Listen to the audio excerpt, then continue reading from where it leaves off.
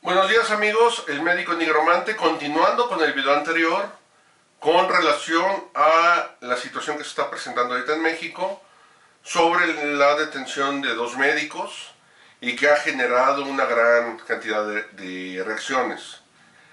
En el video anterior comenté lo que es el dolo, la culpa y principalmente el dolo directo y el dolo eventual. Como lo señalé en el video anterior, no es mi intención justificar las declaraciones del fiscal, que la realidad es que no están bien encaminadas del todo. Sin embargo, tampoco está tan mal. Ya puse ejemplos de lo que es el dolo eventual contra el dolo directo y contra una situación de culpa. Ahora voy a enfocarme un poquito más al caso en concreto, repitiendo, en base a la información disponible, sin especular. No tenemos acceso al expediente, no tenemos acceso a la carpeta de investigación, ni mucho menos. Solamente vamos a hablar de lo que se conoce como cierto. Que dijimos, un menor que presentaba una fractura es atendido en un hospital privado y presenta una reacción aparentemente a la anestesia, motivo por el cual fallece. Esos son los hechos, sin más, esos son los hechos. Vamos a continuar con el análisis. Muy bien, ya dijimos lo que es el dolo eventual y el dolo directo. Ya dijimos que el actuar médico puede generar dolo eventual. También, si ustedes recuerdan los videos del acto quirúrgico, si no les voy a pedir que los vean, voy a dejar aquí las ligas, se menciona cuál es cada una de las obligaciones del personal quirúrgico, del cirujano, del ayudante del cirujano, del anestesiólogo, etc. Ya definimos esas obligaciones, esas responsabilidades. Si no lo han visto, pónganle pausa en este momento, véanlos para continuar ya con el mismo tema. Entonces, ya tenemos esta idea de lo que son los roles quirúrgicos. Está bien. Aquí las preguntas pertinentes son: ¿este niño ingresa al hospital privado por deseo de los padres o es enviado ahí de alguna institución? Aclaro que yo no estoy muy empapado en el asunto porque es muy mediático y por un lado dramatizan completamente o victimizan al menor, lo cual se me hace denigrante, y por el otro lado victimizan al médico. Entonces voy a basarme en los hechos que yo preguntaría como abogado. ¿Quién ingresa al menor a ese hospital? ¿Quién decide la atención en ese hospital? 2. Es un hospital privado. ¿Pero qué tipo de hospital es? ¿Tiene todos los servicios necesarios o no? 3. Este hospital tiene a su staff de médicos, o sea, este médico es parte del staff, o él simplemente acude a atender a esta persona con su equipo quirúrgico o con el equipo que ahí le hayan administrado para atender al menor. 4, creo que han comentado mucho eso, que el doctor se encontraba cansado por su jornada laboral cuando atiende al menor. No estoy 100% seguro, estoy diciendo lo que recuerdo haber escuchado, y eso sí genera un conflicto aquí importante. Entonces vamos a ir contestando las preguntas. La primera fue, ¿quién lo ingresó? Si fue decisión de los padres o fue decisión del doctor, o de quién, ahí habría que ver por qué eligen ese hospital. 2, hablamos de que si es un hospital privado. Bueno, sí, pero no es lo mismo un hospital del nivel del Ángeles del Pedregal, por ejemplo, o Médica Sur, o Londres, que digamos una clínica que una clínica pequeña, o un hospital pequeño que tenga lo básico, y que obviamente se va a ver reflejado en los costos que se van a desembolsar. 3, no sabemos, bueno, la siguiente pregunta fue, ¿quién decidió que fuera este doctor? ¿Es parte del staff o no? ¿Cómo llegó él a establecer esa relación médico-paciente? La siguiente, si el doctor estaba cansado. No, desgraciadamente, eso es algo muy común. Que el médico, estando cansado, continúe laborando. Es un problema gubernamental. El que tenemos a los muchachos desde ser estudiantes y se les condiciona, y no hablo de ponerles una condición, sino un condicionamiento, a que deben de estar siempre al pie del cañón, siempre al servicio de la gente. No deben de pensar en nada más. Ellos son héroes que se despegan hasta de su familia y de su salud por el bienestar de los demás. Bueno, ese condicionamiento nos lleva a esto. Si alguien está cansado, no debe de atender pacientes. Y eso se lo digo a los muchachos del internado, a los muchachos de la residencia, a los médicos de base. En el caso de los médicos de base van por turnos, entonces no aplica tanto. Sin embargo, si en este caso el doctor venía de una jornada laboral, que al ser traumatólogo, pues es quirúrgica, lo cual es muy desgastante, y aún así continúa atendiendo a este muchacho o a este niño estando en condiciones de cansancio, ahí ya hablamos de que hubo cierto descuido de su parte, o si le impusieron este trabajo, porque también se hablaba de que se lo había mandado un político, no sé si el gobernador o alguien más del estado lo había recomendado, le había pedido que atendiera este caso. Hablamos de que ahí pues fue una imposición. Habría que ver cómo se maneja esto. Sin embargo, ya hablamos de los roles quirúrgicos.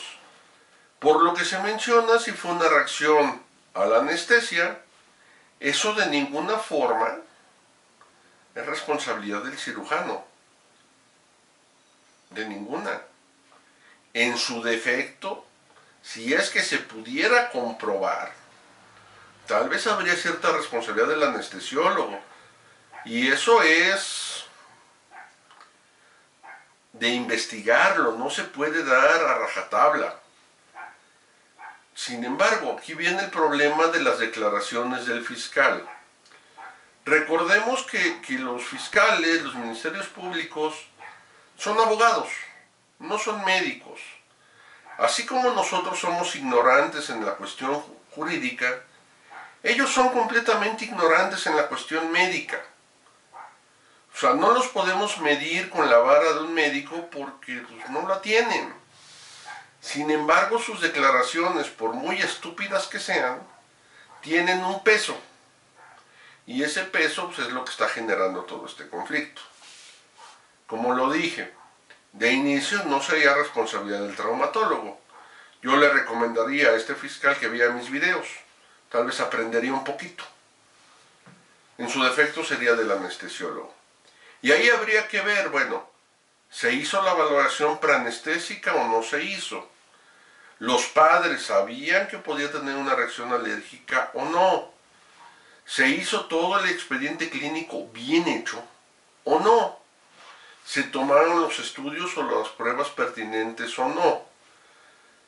Debido a un video que están circulando mucho, lo vi el día de ayer, martes, el día de ayer lunes, hoy es martes, estoy grabando el día martes.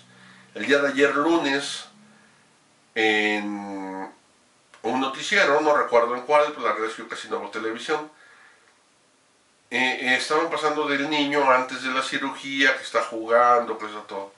Lo cual es una actitud meramente mediática, es más que nada para victimizar al niño, que sí es una víctima, pero no del médico, sí fue una víctima de la situación, pero más que nada para generar ese ponche, ese golpe contra el personal de salud de parte de los medios para victimizar más al niño.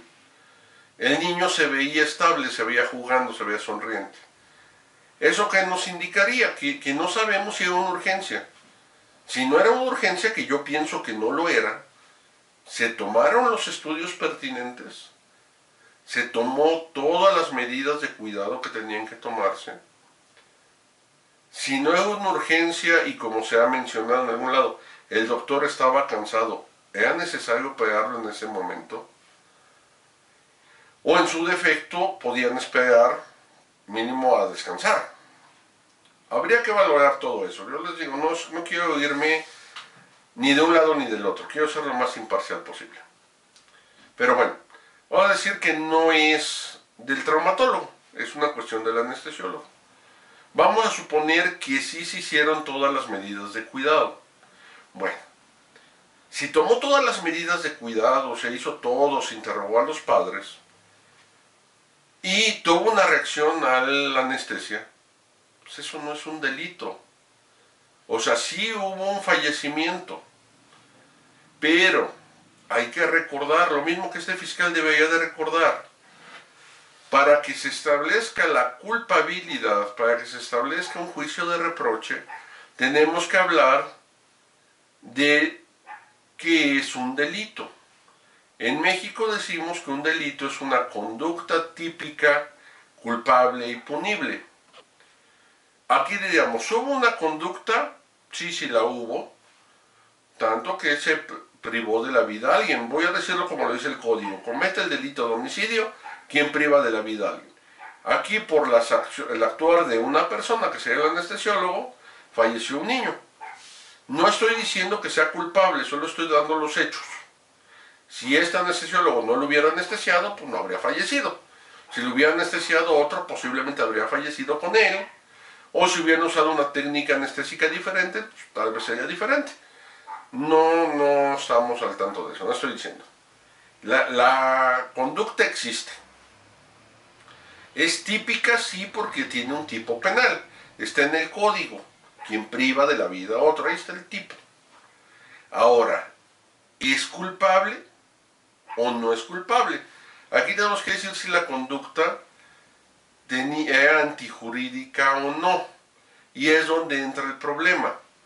Se habla de que si hubo dolo eventual. Aquí no hay dolo eventual. Sí puede haber dolo eventual en el actuar médico, pero en este caso no. Siempre y cuando se hayan cumplido todas las medidas de cuidado, que no lo sabemos. Recuerden que ya mencioné el video anterior donde digo que es el dolo eventual. Entonces aquí tenemos que decir si hubo o no hubo dolo eventual, y no lo hubo.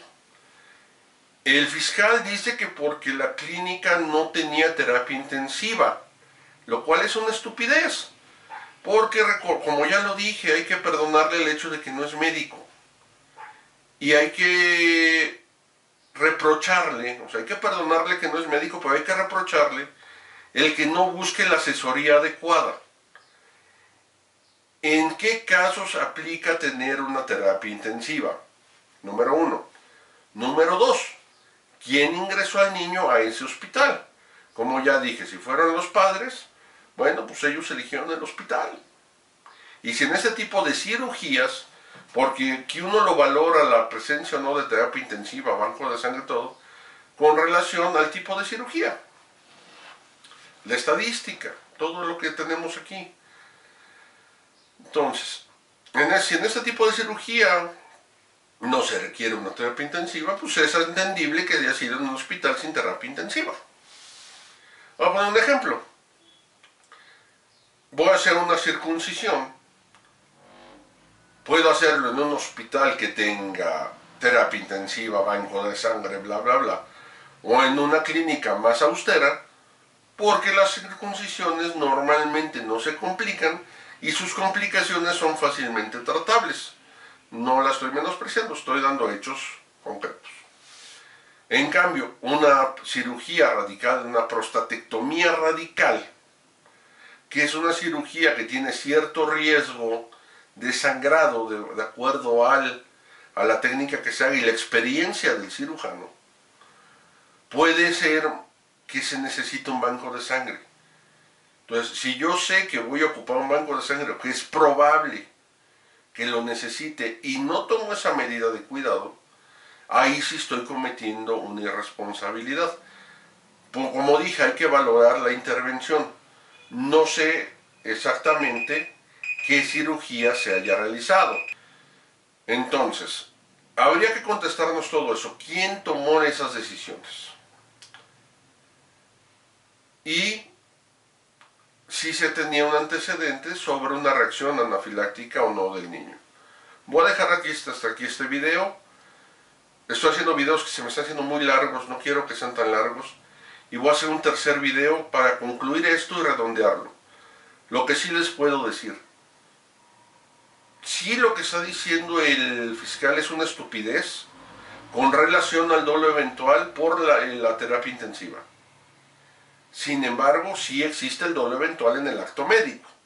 O sea, no quiero que se malinterprete como que todo nuestro actuar es siempre culposo, debe ser culposo. Puede haber dolo. ¿De cuál eventual? Pero sigue siendo dolo. Es como si yo digo un infarto. Pues no es lo mismo un infarto de próstata o un infarto hepático que un infarto cardíaco. Son diferentes. O un infarto a nivel cerebral. Todos son diferentes. Pero son infartos. Entonces continuamos en el siguiente video.